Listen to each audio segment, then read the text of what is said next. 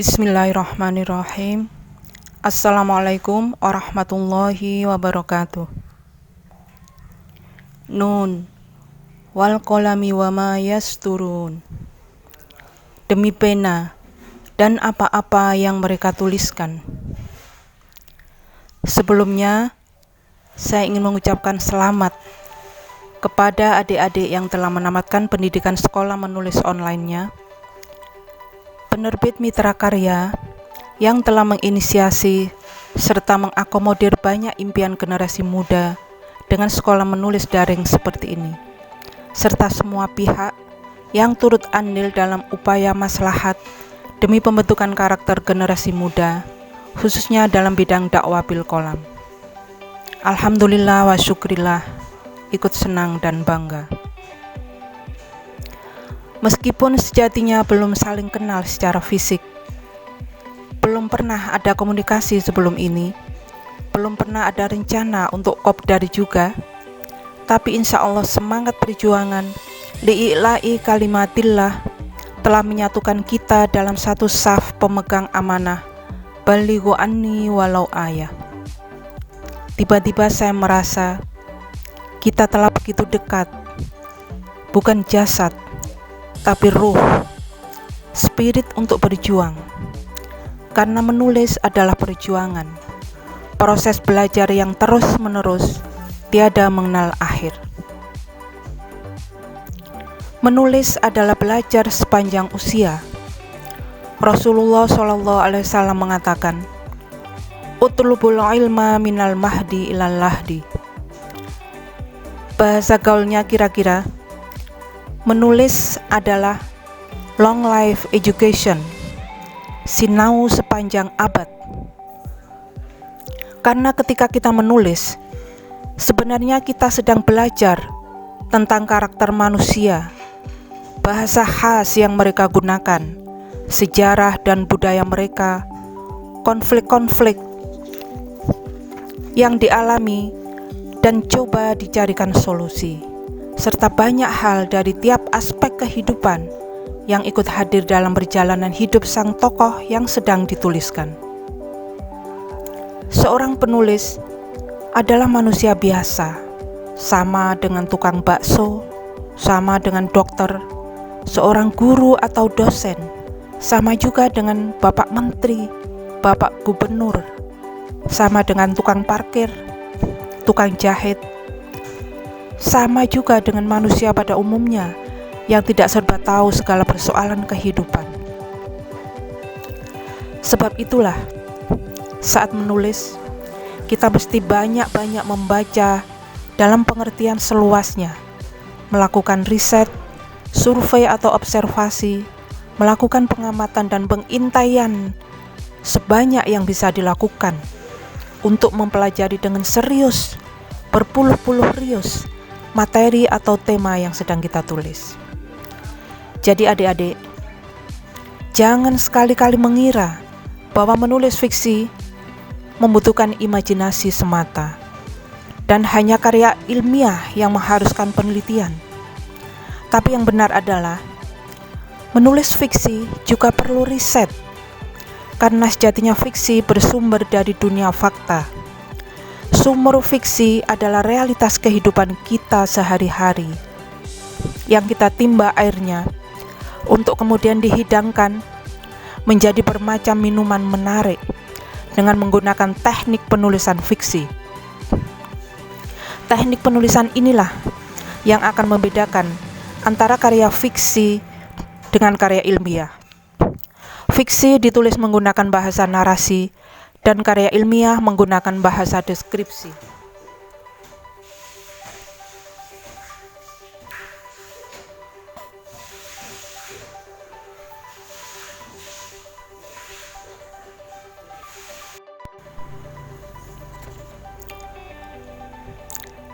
Adik-adik para wisudawan yang saya banggakan, para pecinta sastra dan semua yang hadir, kawan-kawan yang kami sayangi, tak berhenti sampai di sini.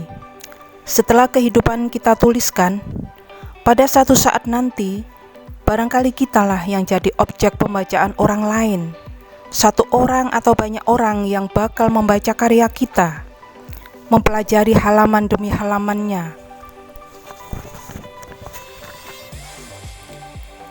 menguak mutiara dan menyesap harum mawar darinya, yang kelak sesudahnya karya itu akan mempengaruhi kehidupan mereka, memprovokasi pikiran dan semangat perubahan, merevolusi cita-cita dan impian, mencairkan pikiran jumud dan stagnan dengan sentuhan keindahan.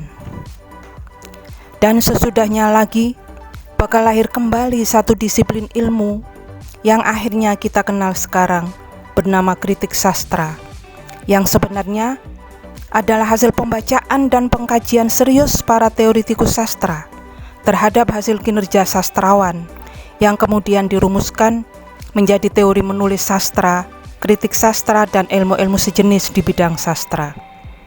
Sesudahnya lagi, mereka para calon sastrawan akan mempelajari teori-teori ini untuk bekal menjadi penyair atau novelis. Dan jika gagal jadi sastrawan, kita juga bisa alih cita-cita menjadi kritikus sastra. Begitu seterusnya. Itulah yang saya sebut bahwa menulis adalah proses belajar yang terus-menerus, mempelajari diri dan alam semesta, diri dengan unsur-unsur fisika dan biologisnya, psikologinya, juga alam semesta atau makrokosmos yang luas ini. Iqra bismi rabbikal ladzi khalaq, khalaqal insana min 'alaq, Iqra wa rabbukal akram, alladzi 'allama bil qalam, 'allamal insana ma lam ya'lam. Alladzi 'allama bil qalam, yang mengajar manusia dengan pena. Allah sendiri telah mengajarkan manusia dengan perantaraan pena. Maknanya adalah peradaban yang dibangun manusia adalah hasil dari ilmu pengetahuan yang dituliskan, dicatatkan, diajarkan dari sejak dulu kala oleh para rasul, para pemikir, para intelektual, para alim ulama secara terus-menerus dari generasi ke generasi berikutnya. Menulis adalah tonggak peradaban. Hari ini kita tidak mungkin bisa bermedsos ria, Facebookan, Instagraman, chattingan melalui WhatsApp, Twitteran atau wisuda daring semacam ini kalau dulu jauh di kurun silam Al-Khwarizmi tidak merumuskan aljabar dan algoritma yang di kemudian hari menginspirasi Mark Zuckerberg untuk membuat media sosial paling fenomenal di abad ini yang kita kenal sebagai Facebook. Banyak dari generasi muda kita sangat mengidolakan Mark, sementara dia sendiri sangat mengidolakan Al-Khwarizmi, ilmuwan muslim kelahiran Uzbekistan di abad ke-8 Masehi. Hadirin sekalian, sekarang kita juga sudah tahu bahwa sebenarnya penyakit hati bisa berefek ke jasad manusia. Ini dinamakan psikosomatis. Siapakah yang pertama memberitahu hal ini? Bapak dokter pribadi kita? Bapak Sinse di gang sebelah? Atau tabib yang baru datang dari Cina? Bukan semuanya. Yang pertama kali memberitahu kita adalah Ibnu Sina, bapak kedokteran modern yang lahir di Bukhara di abad ke-9 Masehi silam. Sebagai seorang dokter, seorang filosof, penyair dan ilmuwan besar, Ibnu Sina telah menulis 450 buku. Wow. Karyanya paling terkenal berjudul Kitab Penyembuhan atau Asy-Syifa dan Kanon Kedokteran atau Al-Kanun fit Tibb, dan puisi ternamanya berjudul Qasidah Al-Ainiyah. Pernahkah Anda mendengar kisah Tarsan? Atau menonton film Tarsan versi tanah air? Sebenarnya, kisah Tarsan, baik versi barat yang ditulis oleh Edgar Rice Burroughs atau versi timur yang kita baca dan nikmati sekarang ini, adalah kisah yang sudah pernah ditulis berabad-abad lalu.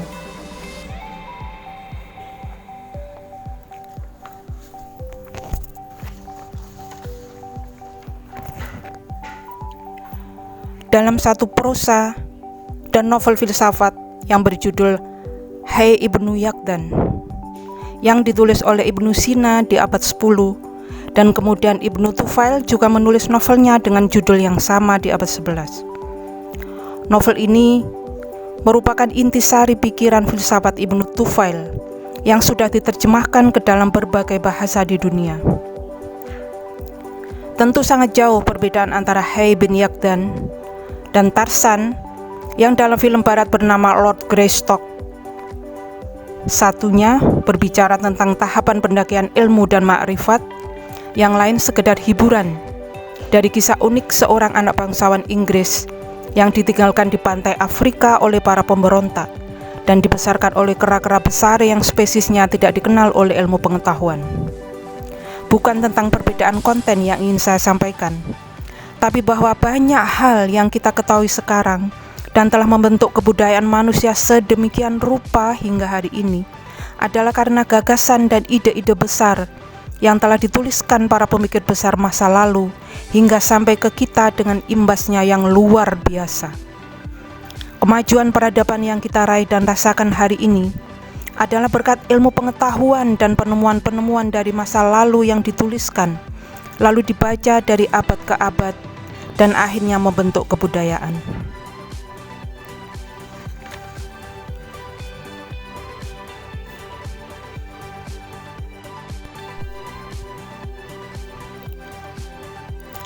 Ada banyak contoh bahwa menulis adalah tonggak kebudayaan.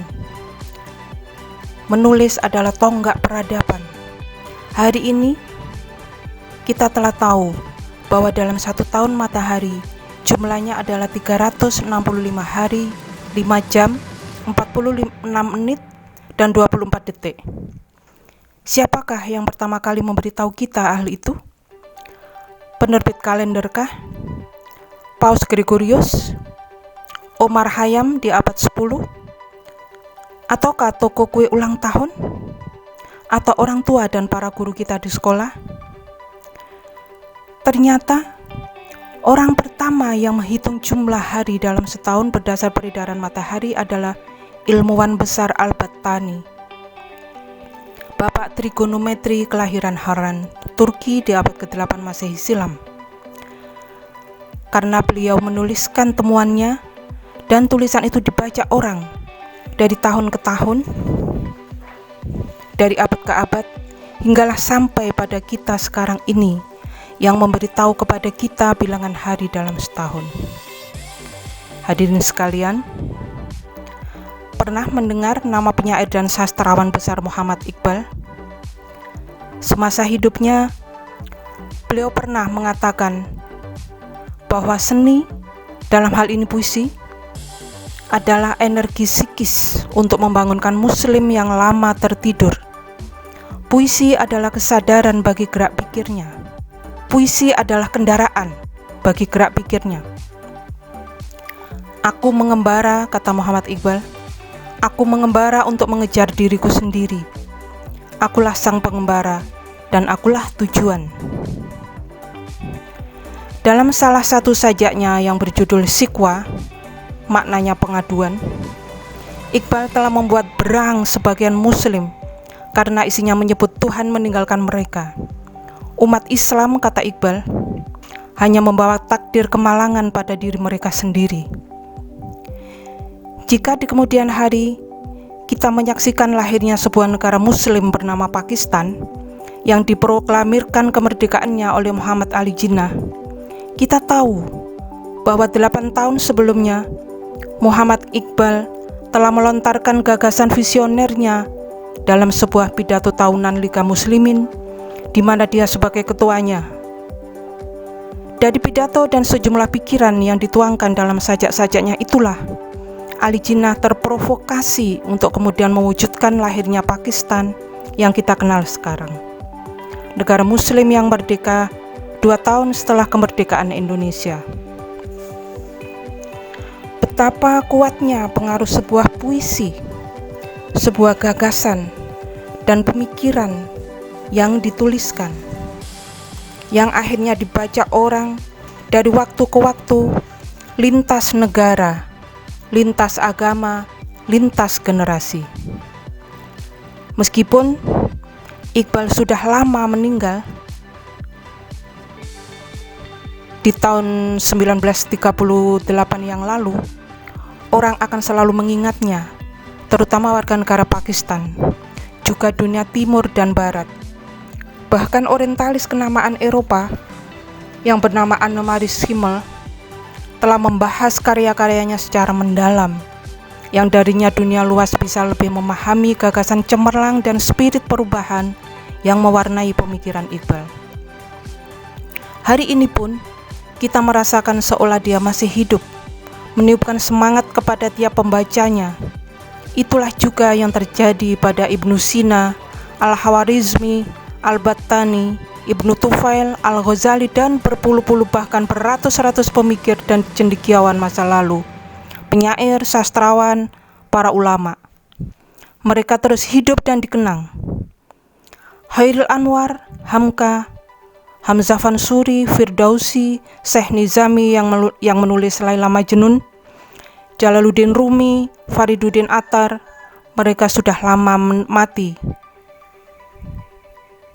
secara fisik, tetapi karyanya hingga kini masih terus dibaca orang, dinikmati dan dipelajari, yang menjadikan mereka tetap hidup dan abadi dikenang zaman. Bahkan bukan di dunia, amal jariah mereka abadi, dicatat malaikat terus menerus hingga akhirat kelak. Adik-adik para wisudawan, selain untuk memperpanjang usia, menulis juga berarti dakwah. Ud'u ila sabili rabbika bil hikmati wal mau'izatil hasanah.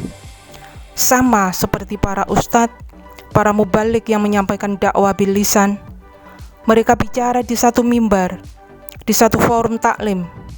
Pendengarnya terbatas yang hadir saat itu, kecuali ceramahnya direkam, divideokan, seperti yang banyak dilakukan di era digital sekarang ini, yang dapat menjangkau space yang luas, lintas tempat dan lintas waktu. Dan seorang penulis melakukannya dengan rangkaian huruf yang tertata dan berjiwa, yang bakal memenuhi pembacanya melalui kaki sastra yang lembut tapi menghanyutkan, semilir namun mencekam, yang mendesir-desir di hati dan menggemakan perubahan. Sebagai manusia dan generasi yang terus tumbuh, berapa banyak sudah kosakata pengetahuan yang telah masuk dan mendiami otak kita. Sejak lahir hingga kini, banyak sudah yang kita serap dari kehidupan dan pembacaan. Dan semua ilmu itu memiliki tuntutan hak untuk disampaikan, diajarkan, diberitakan kepada orang lain. Balighuanni walau ayah, sampaikanlah dariku meskipun satu ayat, kata Rasulullah SAW. Maka menulis adalah satu media paling efektif untuk kita menunaikan kewajiban balighu ini, untuk kita membayar hutang atas ilmu yang sudah kita miliki, bahwa mereka harus disampaikan kembali kepada yang berhak menerimanya. Adik-adik para wisudawan, fakta yang kita saksikan bahwa seorang penulis biasanya akan memperoleh reward berupa honorarium, popularitas, penggemar, dan mungkin bisa melancong dan traveling keliling negeri, keliling Asia, keliling Eropa, lalu keliling dunia. Dapat bonus naik haji gratis, bahkan pakai honor H++. Itu semua efek saja yang akan selalu menyertai kerja-kerja mulia yang awalnya diniatkan semata-mata lillah, li'ila'i kalimatillah. Bukan alasan utama menulis, bukan pula tujuan utama. Dan semua ini baru reward dunia, belum termasuk esok reward akhiratnya. Idza mata ibnu Adam in qata'a amaluhu illa min thalatha, shadaqatun jariyatun au ilmun yantafi'u bih aw waladun sholihun yad'ulah. Jika anak Adam meninggal, maka amalnya terputus kecuali 3 hal: sedekah jariah, ilmu yang bermanfaat, dan anak saleh yang mendoakannya. Maka sebelum terlambat, mari kita investasikan waktu, pikiran, harta, bahkan jiwa kita untuk kesuksesan dunia akhirat dan berharap datangnya syafaat dari Allah Subhanahu wa Ta'ala saat kita dihisab kelak. Menulislah, kelak engkau akan diperhitungkan dunia dan pahala jariah menanti dari Yang Maha Indah. Billahi taufik wal hidayah. Wassalamualaikum warahmatullahi wabarakatuh.